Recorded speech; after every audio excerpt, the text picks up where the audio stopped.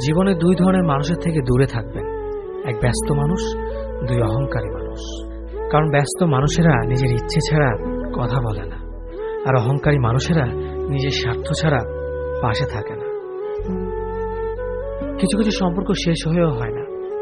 একজন হয়তো অনেক বদলে যায়, কিন্তু অন্যজন সে সম্পর্কের বোঝাটা বয়ে বেড়ায় সারা জীবন। যে তোমাকে ভালোবাসে তাকে কখনো ঘৃণা করবে না, যে তোমাকে বিশ্বাস করে তাকে কোনোদিনও ধোঁকা দিও না। সব সহ্য করা যায়, কিন্তু প্রিয় মানুষের অবহেলা সহ্য করা যায় না। একতরফা ভালোবাসাগুলো এমনই হয়, একজন পাগলের মতো ভালোবেসে যায়, আর একজন পাগল ভেবে শুধু অবহেলা করে যায়। অনুভূতি, ভালোবাসা, মায়া এগুলো যত কম প্রকাশ করবেন, মানুষ আঘাত করার সুযোগ তত কম পাবে। কোনো অভিযোগ নেই, আর কখনো থাকবেও না। আছে শুধু অভিমান, যা কখনো বলবো না।